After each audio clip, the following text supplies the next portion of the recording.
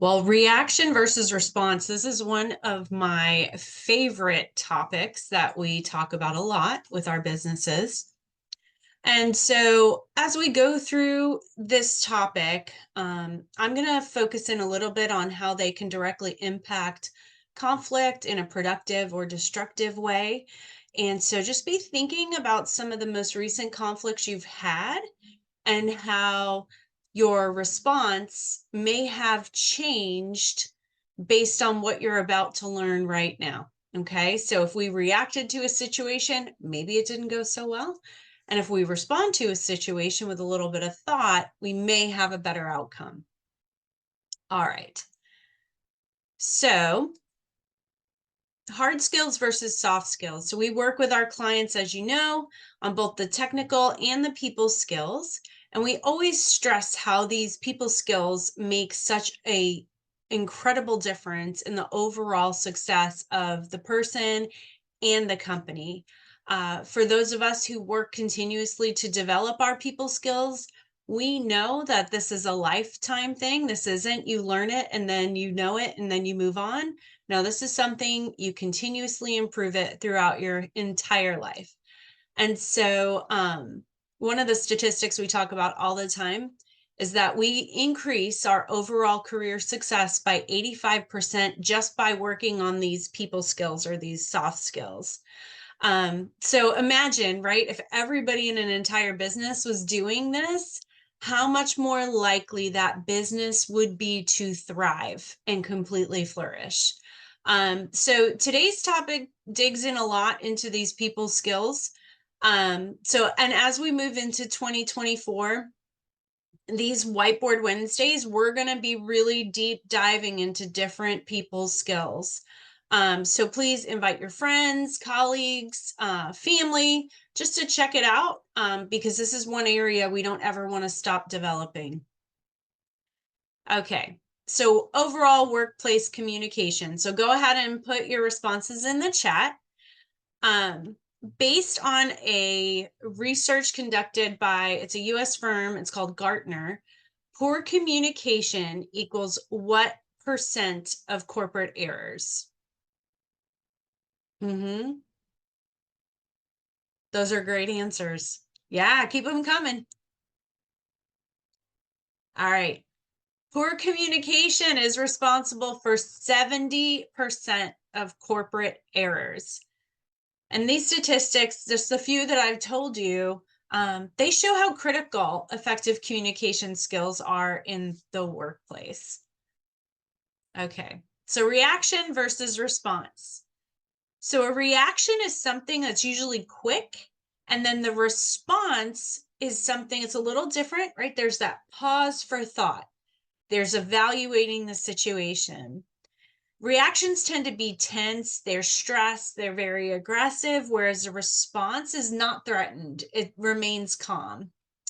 It doesn't mean there's not some stuff going on the inside, but for the most part, they're able to stay calm and objective.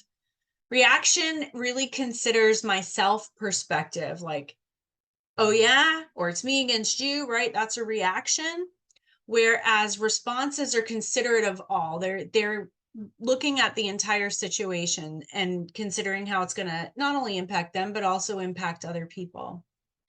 We know reactions can be destructive or completely unproductive. We've all done it. Not proud of some of mine. However, a response, a well thought out response, is productive, right? We move the needle forward. We talk about that all the time. We want to be where we are and move forward. Okay, reactions are weak. They weaken people, they weaken circumstances, and responses are empowering. So they empower action in the situation. So when we just think about productive and destructive conflict, I think the biggest thing you want to keep in mind here is conflict is not a bad word. We are going to have conflict, okay? We're going to disagree. We're going to have different thoughts. All of that is good.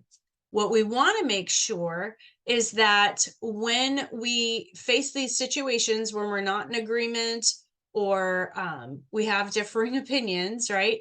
We want to be sure that we take the time to respond rather than react. Reactions typically cause whatever you wanted to happen to not happen. Okay.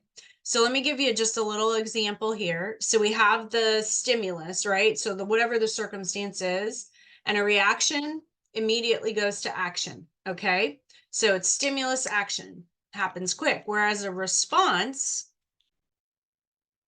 we have the stimulus, pause for mindfulness, and then action, right? So the only difference between the two is that pause in the middle. And the more you practice this, the shorter the pause is typically, right? Depending on the circumstance, right? There might be some things you need to think through.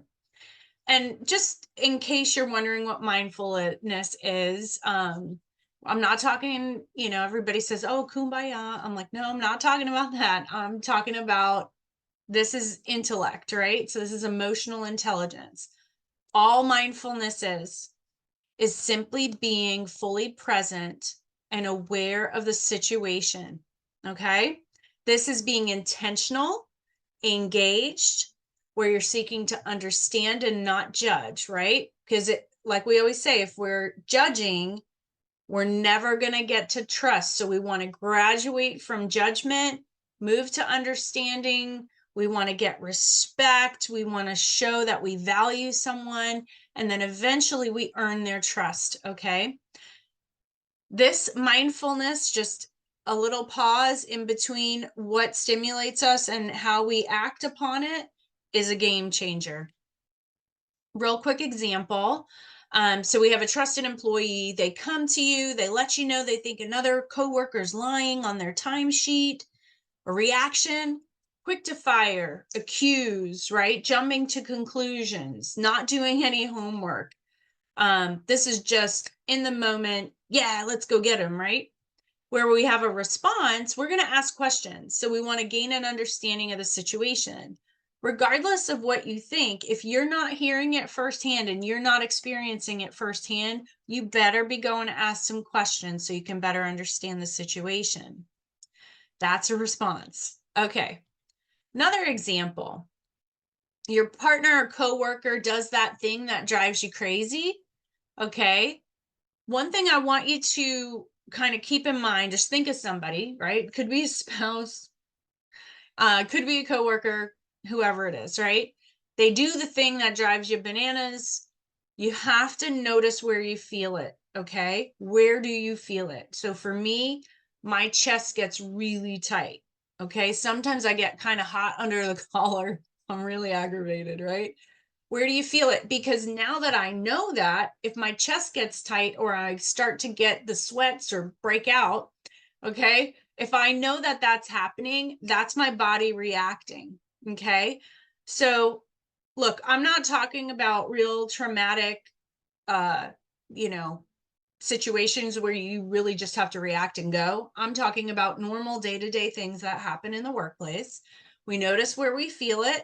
If I'm getting warm, I want to notice that because that's an indicator that I need to take a pause. Okay.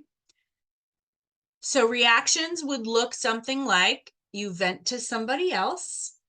So this is another coworker or another friend, but you're not actually telling the person who has aggravated you. You might ignore it. Some of us just ignore things and pretend like they didn't happen. What's interesting about this is then it stays bottled up and we stay frustrated because you can only pretend for so long. And you can only stay quiet for so long because you'll either start to back away and distance yourself without realizing you're doing it, or you'll blow up one day and just peace out, right? So we got to be careful of that. And so the response is you notice the feeling, you ask questions, you gain an understanding, you consider the other person's intention, right? We're not looking at situations typically and considering someone's intention. We just only consider our perception of the situation. So we want to be mindful of that, right? So if you know the person and you know them well enough, you would know how they feel about you, how they feel about the situation. If this is one of those one-off things that don't typically happen. So we want to be careful of that and always just put ourselves in a situation where we're taking a minute to pause, and respond versus react. We've got a few more available resources to you. Please feel free, go to our website. Our blog is there that you're welcome to read. We have a whole bunch of them. Check out our YouTube channel. So we do have a YouTube video just on productive versus destructive conflict.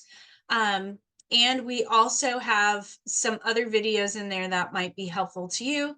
And as always, you can feel free to give us a call. Now, the one question we're going to discuss in just a moment is what's one way to remind yourself to respond or be mindful first before the action.